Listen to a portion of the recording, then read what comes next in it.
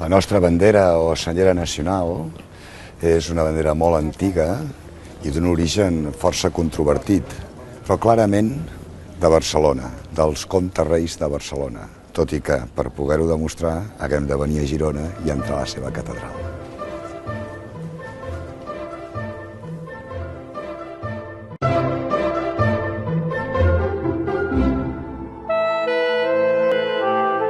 La majoria dels estudiosos estan d'acord que les barres vermelles sobre fons groc, en terminologia heràldica, pals de gules sobre camps d'or, és un emblema, un senyal molt antic, impossible ara com ara de datar. El que sembla segur, però, és que pertanyia exclusivament a una família en concret, la Casa Comtal de Barcelona. Hi ha diverses versions sobre l'origen de les 4 barres o pals. Algunes volen negar l'origen barceloní, català, de la bandera, i en aquest mateix capítol explicarem per què no són creïbles. Com tampoc no és cert l'origen legendari de la nostra bandera, l'explicació que tothom coneix, la dels 4 dits de sang sobre un escut d'or. El que sí és versemblant i històricament comprovat és que els descendents de Guifré el Pilós van començar a utilitzar aquest element identificatiu.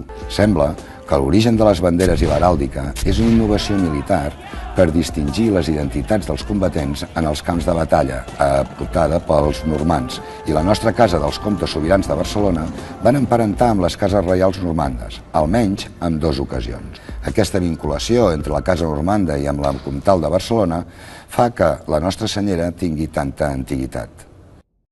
Tenim la sort d'estar davant de la manifestació més antiga que es coneix del senyal del Casal de Barcelona. Estem al davant del que és el sarcòfag de l'àvia de Ramon Berenguer II, el cap d'Estopa, Ermessenda de Carcassonne. Hi ha una diferència d'estil, ja ho podeu veure. Aquesta és un sarcòfag que és romànic i aquesta figura jacent d'Ermessenda de Carcassonne és gòtic. Què ha passat, doncs? El que ha passat és que aquest sarcòfag es va treure de dintre d'un sarcòfag gòtic que va fer Pere III el Cerimoniós per honorar els seus avantpassats i que els va coronar amb aquesta figura també d'estil gòtic.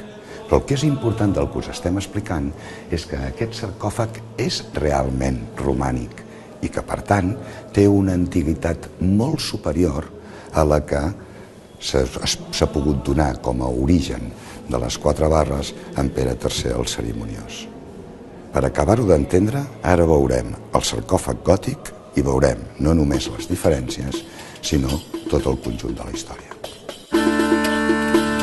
Les proves històriques semblen indicar que és durant aquest període, el del cap d'Estopes, el de la seva mare o el de la seva àvia, Ermessenda de Carcassonne, tot plegat entre el 1010 i el 1080, que va començar a aparèixer la combinació de franges vermelles i grogues com a senyal o distintiu familiar.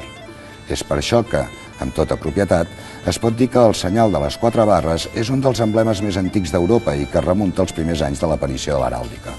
Per entendre la importància del que acabo d'explicar, hem de viatjar fins l'any 1982, quan, amb motiu dels 9 segles de la mort del cap d'Estopa, es van obrir els sepulcres gòtics i es van descobrir els sepulcres romànics originals que són al seu interior.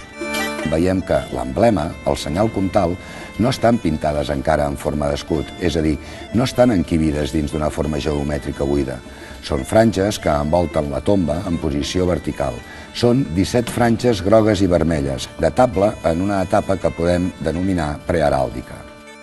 Aquestes tombes van ser introduïdes dins uns 9 sarcòfags d'estil gòtic l'any 1385 per ordre de Pere III el Cerimoniós, decorades amb estàtues jacents dels comtes a la part superior i escuts, ara sí en forma d'escut, als laterals, i traslladades a l'interior de la catedral, ja que primigèniament es trobaven a la Galílea del Temple. L'antiguitat de l'emblema dels comtes de Barcelona s'ha intentat deslegitimar dient que aquest senyal es va introduir per la reforma de Pere III el Cerimoniós en el segle XIV, però hi ha arguments sòlids que proven la seva autenticitat romànica. Per exemple, les anàlisis científiques sobre la pintura del sarcòfag romànic semblen contemporànies de les pintures romàniques de Taüll. El color vermell és donat per hematites, mineral d'òxid de ferro, i el pigment groc és donat per un aliatge d'or amb coure. Els pigments són idèntics en els 2 sarcòfags. La pintura reposa en una capa fina de preparació i els seus resultats són compatibles amb les anàlisis de les pintures romàniques de Boí de Taüll, és a dir, utilitzades pels pintors itinerants dels segles XI i XII.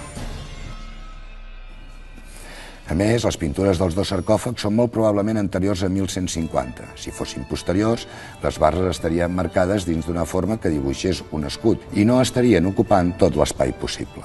El primer escut conegut de les 4 barres és un segell de lacre en un document del 2 de setembre de 1150 del comte Ramon Berenguer IV.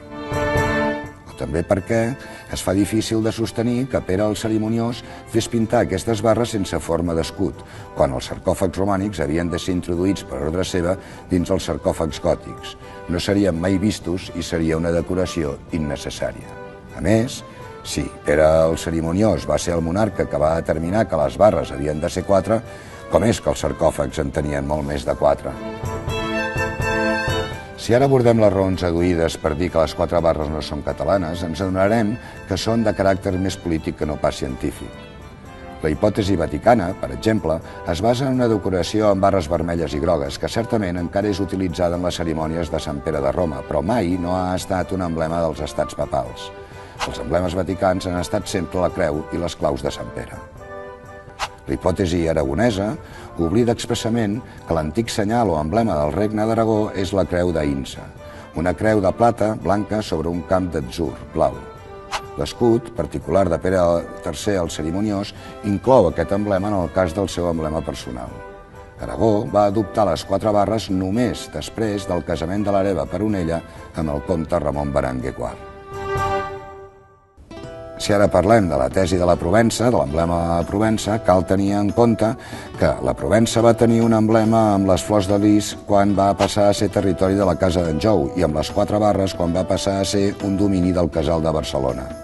Hem de recordar que Ramon Berenguer III va unir-se en terceres noces amb Dolça de Provença, hereva del territori, i que un dels seus fills va cenyir la corona de Provença i va adoptar l'emblema de les barres. En definitiva, la major part dels territoris que han estat integrats d'alguna manera o altra als nostres comtes sobirans acabaran adoptant les 4 barres.